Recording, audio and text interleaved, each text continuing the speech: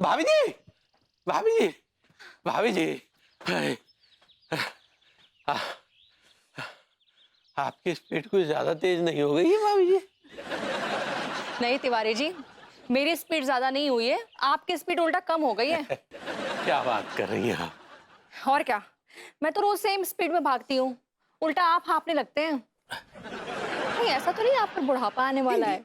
नहीं नहीं भाभी जी, ये तो वही बात हो गई कि this is joke of the day. हमें तो उम्र छू भी नहीं गई भाभी जी अभी। अभी हमारी उम्र है भी क्या? बात तो सही है, उम्र आपकी नहीं है कुछ, लेकिन कभी कभी कुछ लोगों पे ना बुढ़ापा कम उम्र में ही हावी होने लगता है। अरे नहीं, ऐसी बात नहीं है भाभी जी।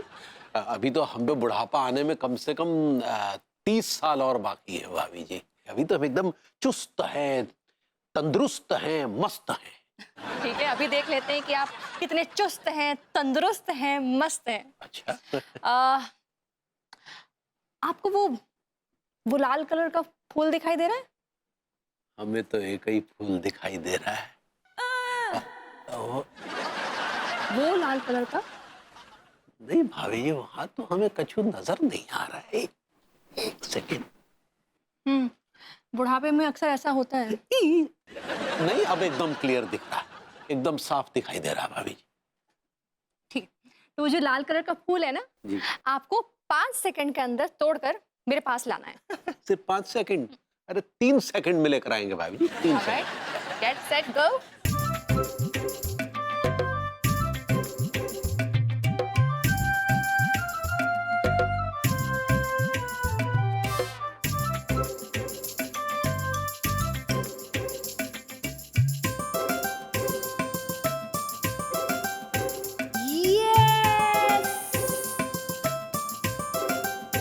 Come on, Tiwari ji.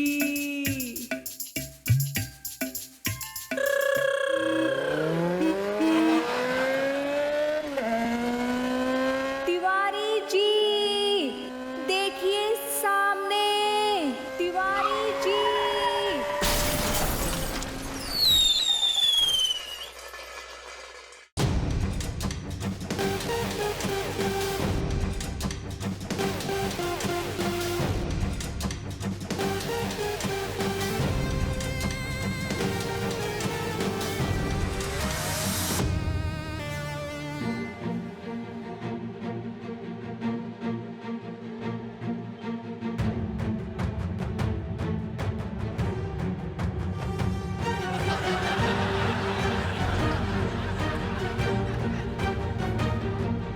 Tiwari जी, तिवारी जी, भाभी जी। आई एम सो सॉरी, ये मेरी वजह से हुआ है। नहीं भाभी जी, आप क्यों सॉरी? आपका क्या दोष है इसमें? नहीं, मैंने आपको वहां भेजा था ना। उठिए उठिए उठिए। कहाँ तिवारी भैया को? तिवारी जी का एक्सीडेंट हो गया। सेठ जी तय तो ना बोल गए? अबे, अरे मेरे बेटे यहाँ, मेरे क्या हुआ बच्चे, मेरे सेठ जी? बेटे, घर ले चलो। हाँ ले चलते हैं, लेकिन कैसे लेके चले तेरी भारी भरकम लाश को? एक काम करते हैं ना, ठेले पर ले चलते हैं कच्चे को। अबे मेरा मतलब है सेठ जी को। हाँ ले चले जा। उठाओ सेठ जी। अबे, अबे ऐसे काय घसीट रहा? उठाओ आराम से बे। कोयल सी तेरी बोली,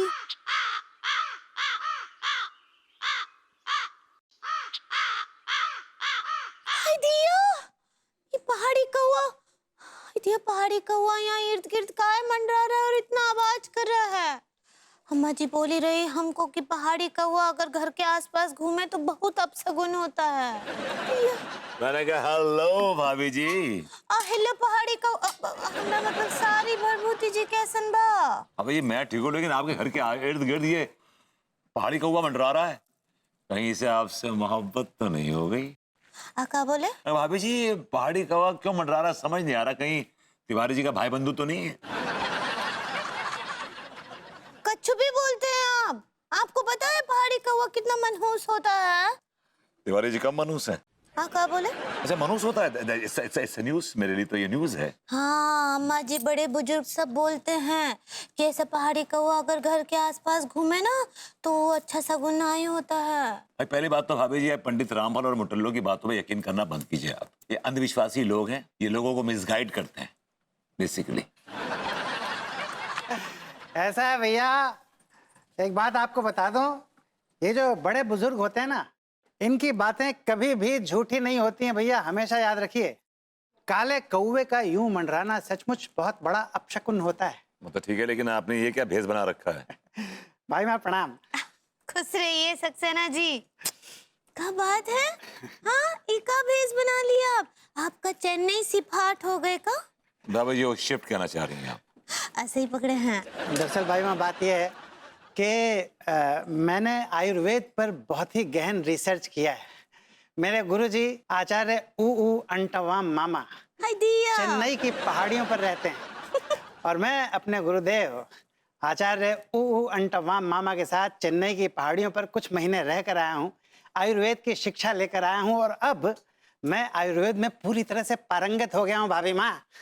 तो ये पारंगत हो के आप क्या उखाड़ लेंगे? भैया मैं कुछ उखाड़ तो नहीं पाऊंगा, लेकिन जब आप जैसे लोगों का कुछ उखड़ जाएगा ना तो मैं उसको जमा जरूर दूंगा। प्रणाम भाई माँ। दिया। ये आदमी पागलपने की सारी जो हदें हैं वो सब पार कर चुका है। नहीं हमरे बिटुआ बहुत होशियार हैं। ज्यादा फर्क नहीं इन दोनों में, बस थोड़ा ही सही है। इतना है कि वो पागल है और ये बौड़म है।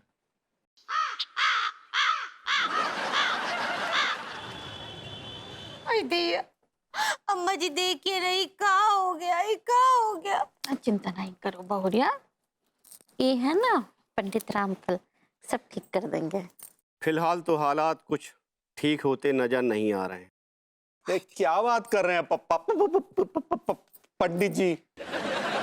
बेटा हम बिल्कुल ही सही बात कर रहे हैं। तुम बड़े अजीब से ग्रह नक्षत्र में फंसे हुए हो। हाय दिया। आ तो पंडित जी निकालिए ना हमरे लड्डू के भैया को उस संकट से। बेटा हम वही तो कर रहे हैं। मनमोहन को इस चक्रव्यूह से निकालने की पूरी कोशिश करेंगे, लेकिन कोई हल नजर नहीं आ रहा है। एक उपाय है, परंतु बिटिया वह असंभव है। क्या समाधान है? बेटा समाधान तो है, तुम्हें एक ही व्यक्ति इस प्रकोप से बचा सकता है। कौन से प्रकोप से? बताना तो नहीं चाहते, लेकिन बताना तो पड़ेगा। मनमोहन के ऊपर साकर दोष लगा हुआ है। हाय दिया। अब मतलब ई कि लड्डू के भैया को जो है चीनी नुकसान पहुंचाएगा। चीनी वीनी नुकसान तो पहुंचाएगा ही, लेकिन हाँ मनमोहन के ऊपर एक मृत्यु दोष लगा हुआ है। बेटा घबराने की कोई बात नहीं है, भगवान सब ठीक कर देंगे और उपाय भी है। तो बताइए ना डार्लिंग। बता रहे हैं डार्लिंग।